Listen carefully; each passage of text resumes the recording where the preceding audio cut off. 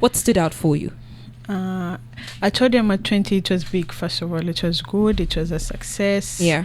And we needed to pass out a message, because since Raila left, Baba left, everyone was, what is next? Yes. What is next for the party? Yeah. What's the way forward for the party? Do we stand where we were with Baba, or is there a different direction our leaders want to direct us?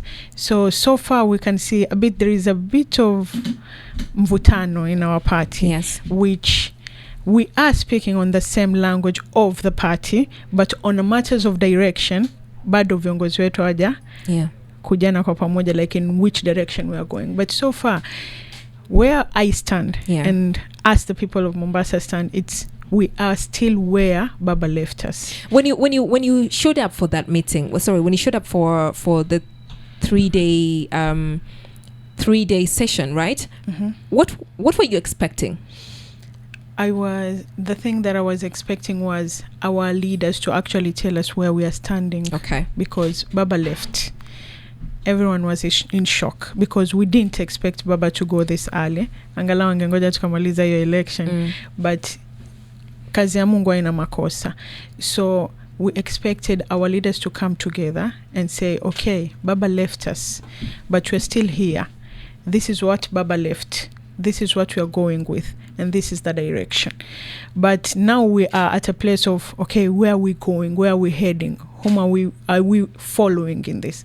But as for our leaders, we can see on Saturday, there was a statement that was made by our MPs, which is Honorable Machele, Honorable Mishimboko, and Bezimba.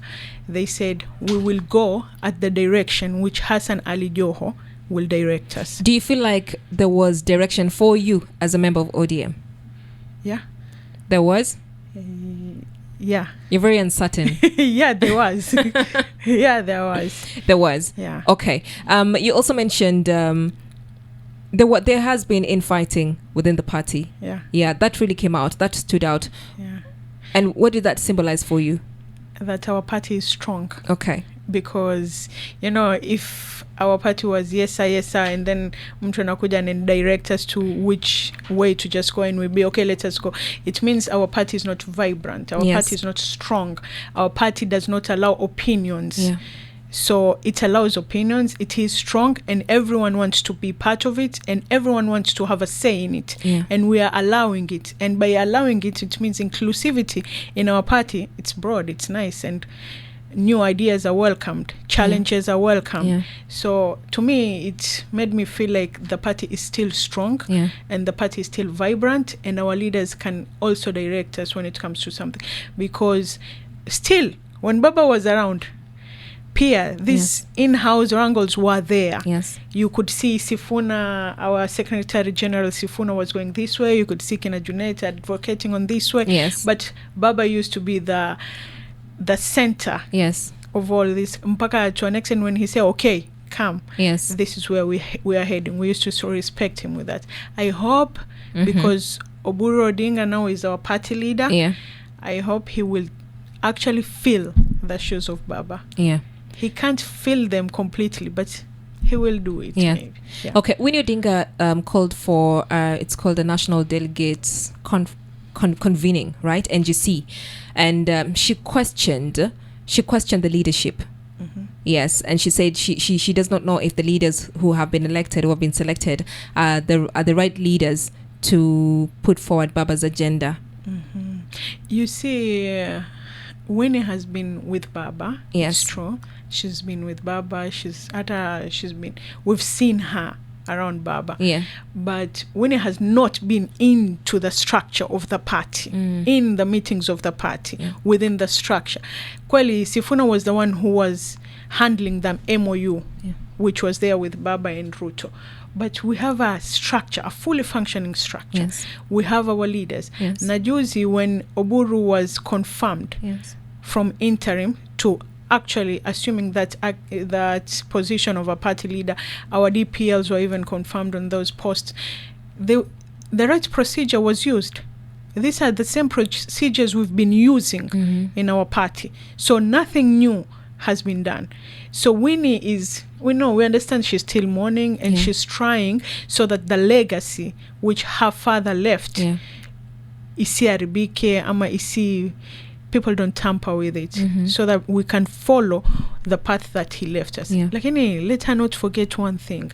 It is Baba who sat down with Ruto. It is Baba who agreed to have an MOU with Ruto. It is Baba who worked with the government. So Baba directed us there. If maybe what she's doing, she's trying to get to be involved, then she will be involved. But at this time, we are doing what Baba directed us to do. Na alituonesha. All right then. So I want us to get into the by-elections that will be happening on the 27th of November, right? So all the by-elections are scheduled for 27th November 2025. And these are not just for one seat. There are 23 vacant positions to be filled. That is 16 county assemblies, 16 county assembly, that is MCA wards, 6 National Assembly constituencies, and 1 Senate seat. Let us look at the National Assembly. That is by-election there's Banisa, there's Kasipul, there's now Magarini. Talk to me about the plans for that. So far tumefocus on Magarini. Yes. Currently our DPL yuko huko, Abdulsomad Sharif Nasir, who is our governor of Mombasa. Na we are expecting CS Hassan Ali Joho to also join in and help us huko Magarini, because ODM in cost without Hassan Ali Joho kidogo ile vibrancy inakuwa chini. So we are focused on there, and our people are there currently, and we are trying to we are going to deliver kile kitu Baba alituachia, because we didn't need to go for any nominations in Magarini to have a candidate, because Baba actually wanted Harry Kombe apewe hiyo tikiti, and he said it even before he was sick, before he knew he will go. So we just delivered that thing, tukampa tiketi yake. Now he is running for that seat there, and we've camped hapo na watu wetu from Mombasa, from Coast. We are camping there so that we can help him ili tuangalie hii process itakuwaje, because we want to actually weigh nguvu zetu ziko wapi. Are we still strong kama before Baba left, or is there work that needed to be done huko in Magarini? Because sai Baba hayuko, will people vote for ODM still, or are people only voting for Raila Amolo Odinga? We'll get to know there. And in matters of voters turnout, will it be the same as it was, ama people kidogo turn out in large numbers, so that it will give us a brief of what will happen in 2027. So hii itakuwa ni kama gauging, ya gauge our strength. Na pia if IEBC is still an independent election, na ita hold hiyo free and fair vile inatavotakaniwa, and we'll see if the police, in case of anything, any chaos, anything that they'll need to handle, will they use hekma, busara, ama ni bado ni vile vile maguvu.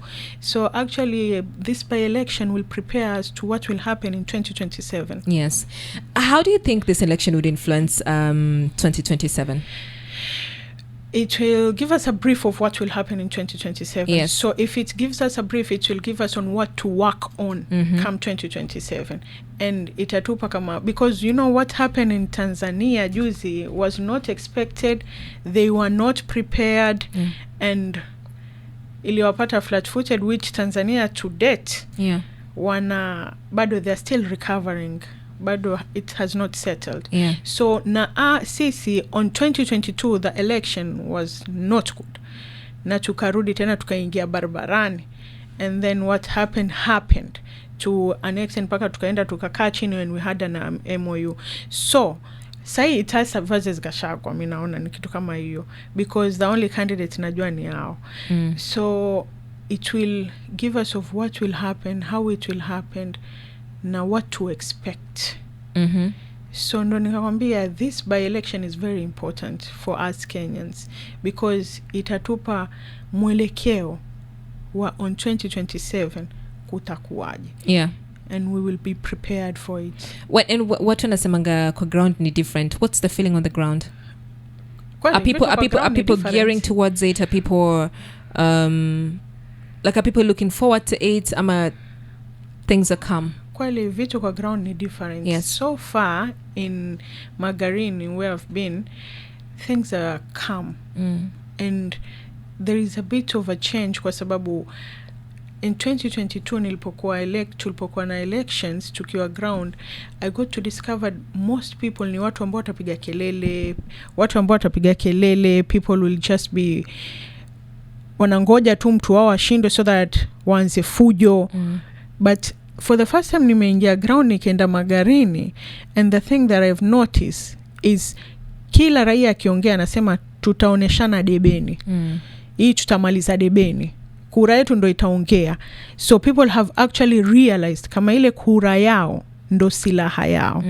And things can be sorted through the ballot box. Yeah. So things are different this time. Yeah. Okay. I like that. When you mentioned kura, IEBC also conducted, it's been talking about asking people to register as voters. And from the report, we only had around 90,000 newly registered voters, right? When you look at that statistics, do you feel like first of all, that's a very, your number ni kidogo, right? Then also when you say also things are calm, are people losing interest in this process?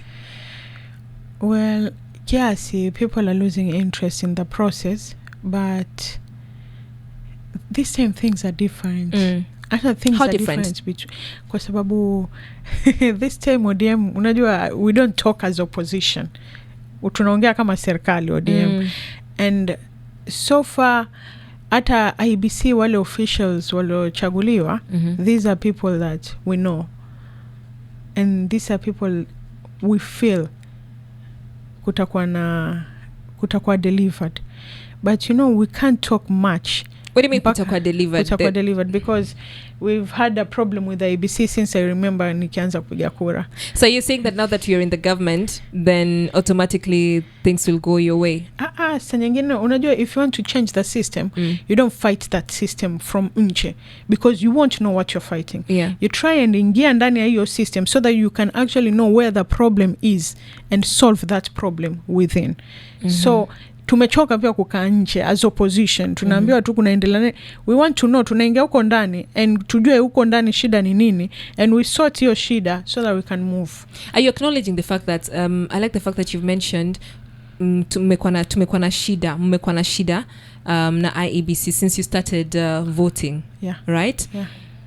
And so now that you're on the other side of the coin, right? You're hoping that things would be different. And that means as long as you're in the government, then things would be in your favor, even with IEBC. Is that what you're saying? No, nimesema for you to change a system. Yes. Get inside that system. Yes. Identify shida ni nini hapo ndani. Sort that problem, and then things will be good for everyone, not only us. Because today we are in the government, tomorrow we are not. Hatuwezi kujua, politics change, na mpaka sasa hatujajua where we'll stand in 2027. So why tukae nje tupige kelele wakati tuweza ingia ndani tuka identify EABC shida ambayo iko nao? We've been having this problem since we remember. Shida ni nini bwana? How can we solve this problem? We will solve that problem. So kesho 2027 hata tukiamua tunasimamisha candidate, we are still safe because we know the problem that we've been having with IBC has been sorted. Okay. All right then. Let us look at still DCP also has a candidate for the position that's the member of parliament position in Magarini. Do you believe your party is going to win? Yeah, I know my party is going to win, bwana. DCP hata ni chama kumbe. What do you mean DCP ni chama kumbe? Because when you compare ODM with other party, yes, ODM has a structure. We have a structure from grassroots to polling station to our party leader, which mpaka sahi hakuna chama imekuwa na hiyo structure to date. Yes. That is why we are the biggest party hapa. So hata DCP ni kitu ambacho juzi kina Gachagua wameform ili wao pia belong to a certain party. But hawana structure or anything. So kusimamisha, they have to, so that wajulikaniwe pia wao wako. Yeah. But kushinda hiyo kesi sidhani, I don't think so. All right. I want us to look at matters devolution now, where the National Assembly Minority Leader and Suna East Member of Parliament Junet Mohammed said that the National Assembly is aiming to increase devolution funds to 450 billion shillings. And this is following a push by the late Raila Odinga and as part of the implementation of the 10-point agenda. Do you feel like there's a need to increase funds for devolution? I feel like before people start a conversation of how much it will increase, where it will increase, yes, they should first account for ile pesa ambayo ilikuwako, imetumiwa vipi, and how did it benefit us, na imetuachia wapi, so that we can see, is it really necessary for hiyo pesa kuongezwa? Because Raila Odinga, one of the thing ambao ali insist is accountability, and we should be having a dialogue where mutueleze we have this certain budget na hii imekuwa allocated hapa, and this is how the money has been spent. Allocation imefanyika, okay, now auditing it, yes, mutueleze imefanyika wapi, imefanyika vipi, na imefanyikaje, and shida imekuwa wapi, and why tuongeze hiyo pesa. Why should we increase that allocation?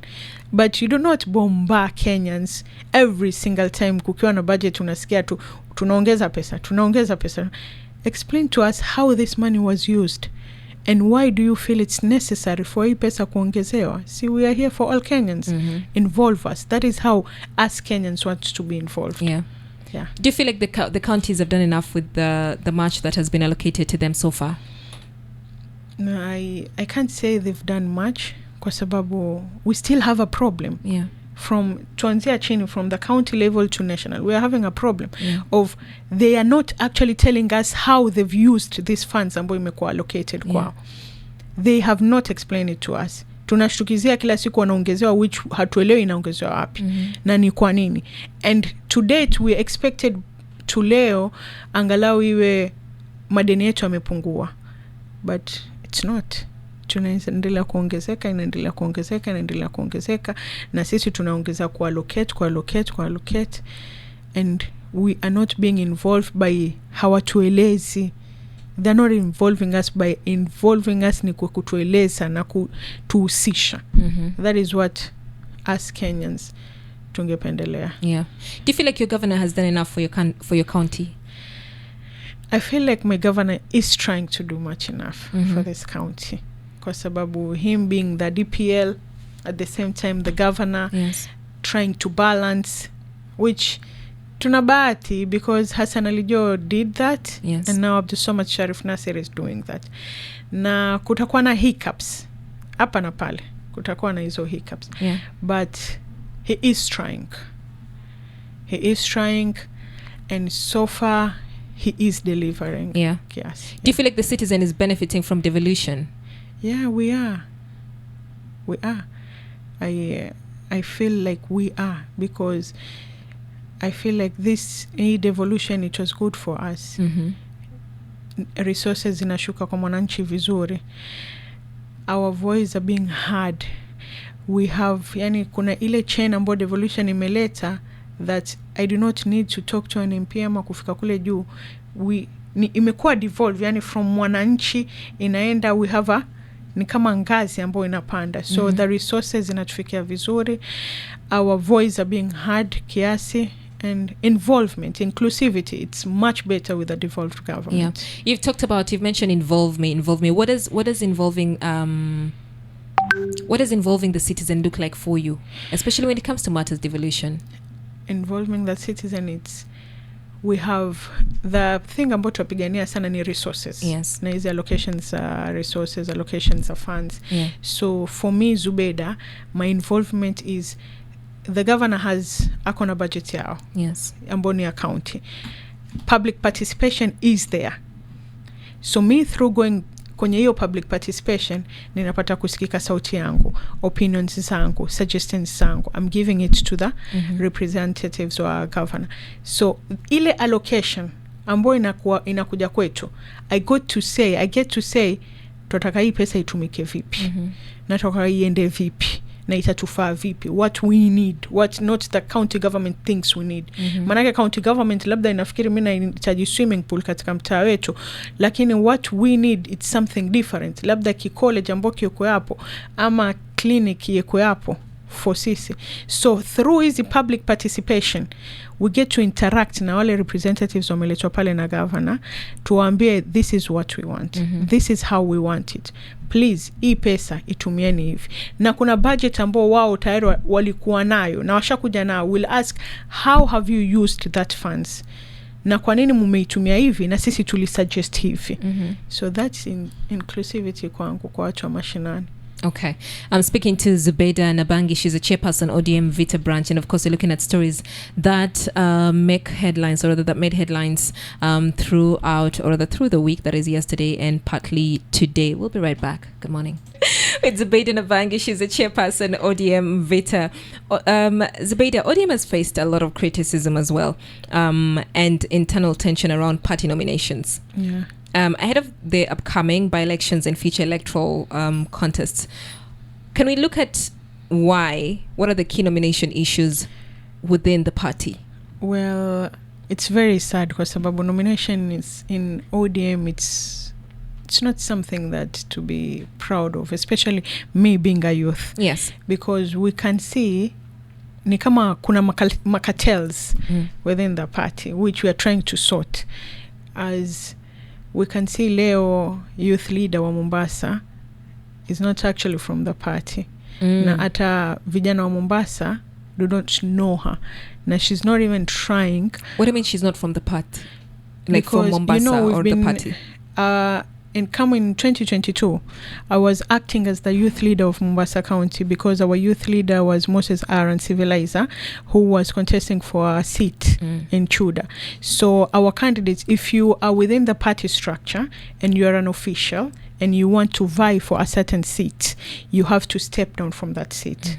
So Civilizer was our youth leader, Mombasa County, and he was vying for Chuda as an MCA.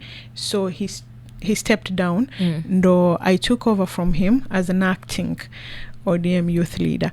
And within our structure, our movements, our involvement into the campaigns, we never came across her. So it was very sad after the elections tukapata kuona mtu mpya ambo, okay, maybe mulichangia through finances with the party, well known to her, but she didn't even try pia kurudi kwa mayouths to try to actually sit down na youths, talk to the youths, see what we actually need and how we can help the youths within the party, outside the party, in Mombasa at large, because you are representing us into that assembly. We as youths within the party, when it comes to nomination, they've not favored us that much, which we hope, because the leadership is different now, we hope the leaders who are there now, they can actually change this thing. Because we could see the current party ambondo imechukua utawala, UDA, we were impressed with UDA on one thing, nominations zao. They nominated youths who worked for their party, who were there for that party. Si sura mpya, ni sura ambao unaijua. So we wish, ni kitu ambao we wish, and we are still working on it, because now I am the chairperson of Mvita. I'm the only lady ambao ni chairperson. Tumezoea chairpersons wa sub-county wanakuaga wanaume. So for the first time mwanamke ndo chairperson wa Mvita.